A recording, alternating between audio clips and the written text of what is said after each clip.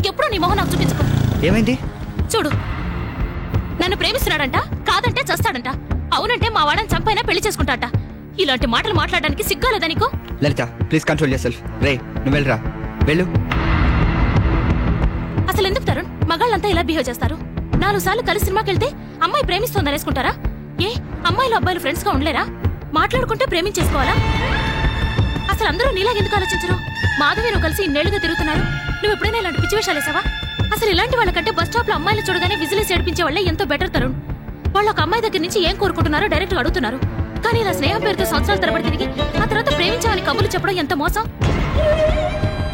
Sudden గా అమ్మాయిల మీద ఫీలింగ్స్ మారిపోయాయని చెప్పడం ఎంత అసహ్యంగా ఉంటుందో ఆలోచించరా అసలు. ఇంకా లైఫ్ లో వాడి మొహం నేను చూడగలనా? వాడు ఇదివరకులా నాతో ఫ్రీగా ఉండగలడా? ఒక్క మాట ఐ లవ్ యూ అన్న ఒక్క మాటతో 2 ఏళ్ల ఫ్రెండ్షిప్ మొత్తం పోయింది.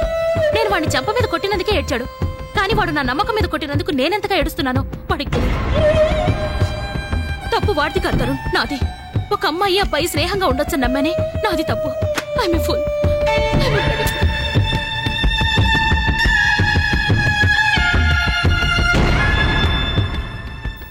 నో, మధుతో ఇలాంటి రోజు నాకెప్పుడు రాకూడదు. మధు నన్ను ప్రేమించకపోయినా పర్లేదు, అసహించుకుంటే మాత్రం భరించలేను. నేను ప్రేమించానని చెప్పకపోయినా పర్లేదు, కానీ ఆమె స్నేహాన్ని కోల్పోవడం మాత్రం నేను తట్టుకోలేను.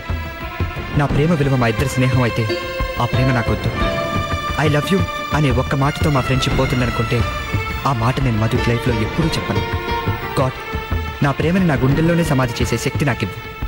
ఒక ఒక మంచి స్నేహితులుగా మిగిలిపోగలరు అని నిరూపించే శక్తి నాకివ్వు. నాకు ప్రేమని చంపే ధైర్యాన్నివ్వు. కలల్ని మర్చిపోయే అలవాటివ్వు. మధు ఎప్పటికీ నా బెస్ట్ ఫ్రెండ్గా ఉండే వరాన్నివ్వు. Please God, please.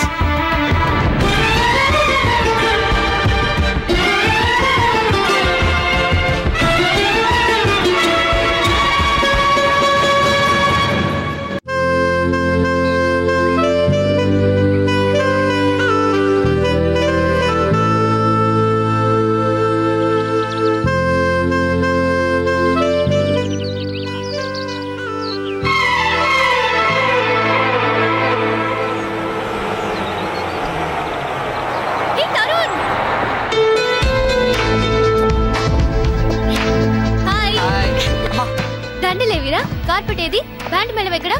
చేతులు ఊపుకుంటూ వచ్చేసావా? బా మొదలెట్టావా? వారం రోజుల నుంచి మనశ్శాంతిగా ఉన్నాను. ఆ బ్యాగ్ టీ. హాయ్ తరుణ్. ఓ హాయ్. కప్ ఏంటి? కాఫీ తాగమని ఇచ్చారా? First prize. సర్ప్రైజ్ మామా. నీ కప్పేది? తాగిట్సావా? నాకు అదే నచ్చదు. నా టాలెంట్ నీకు తెలుసు కదా. ఎందుకు నీ కప్పేదే? తప్పాలంటే అడగకూడదు. ఓయ్ నా వల్ల కాదు మామా, నేను నిజం చెప్పేస్తాను. నువ్వు నోర్ముయ్. 38 మంది పాడారా, 37th ప్లేస్ వచ్చింది. 37th ప్లేసా? లంచమేనా ఇచ్చావా? అదేంటి 38th ప్లేస్ కదా మనకు రావాల్సింది. నువ్వు టోటల్ గా కంట్రోల్ తెప్పావు. నిన్ను క్రమశిక్షణలో పెట్టాలి. బా వదులు. సారీ చెప్పు. సారీ. తెలుగులో చెప్పు.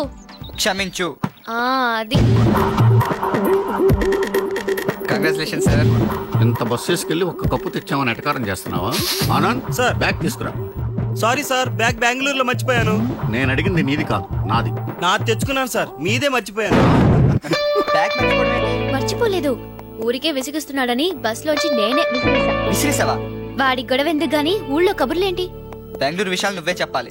అవి తర్వాత చెప్తాం గానీ ఇక నేను లేనప్పుడు బాంబులు ఏమైనా పేలాయా? ఓ బాంబు పడింది కానీ పేలలేదు. వర్ష అయ్యానా? అదే విషయం. తేల్చదు పేల్చదు, వేస్ట్. ఓరుకులాలి బావరావాలి చావాలి లాలి లాలి. ఏం చేస్తున్నావు?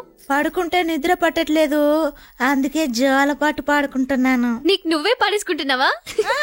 అయ్యగారిని అడిగాను, అవ్వతలకి పొమ్మన్నారు. కొట్లేదు, సంతోషించు. ఇదిగో బెంగళూరు నుంచి నీకోసం తెచ్చాను.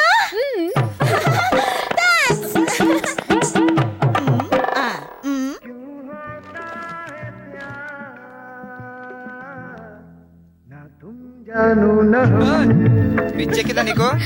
ఓయ్ మర్యాదగా మాట్లాడు. గిఫ్ట్ ఇద్దామని వచ్చాం. గిఫ్టా? ముష్టేసినట్టు అంత అందంగా ఇచ్చావే. ఏ ఎలా ఉంది? చాలా బాగుంది. ఆ నువ్వేమనుకోనంటే ఓ మాట అడగనా? ఇది కొన్నావా కొట్టుకొచ్చావా? బిల్ ఇచ్చాడు చూడలేదా? వాడు బిల్లు ఇచ్చాడు సరే, నువ్వు డబ్బులు ఇచ్చావా అని అడుగుతున్నాను. కొంచెం కాస్ట్లీగా ఉంది కదా. ఏ ఆ షర్టు నా పాకెట్ మనీ మొత్తం పెట్టి కొన్నాను రా. నాకేం కొనలేదా? అది తీయద్దు. అంత కంగారు పడుతున్నావు? ఏముంది అందులో? నీకు అనవసరం. మర్యాదగా చూపిస్తావా, బలవంతంగా చూడమంటావా? చెప్పేది విను.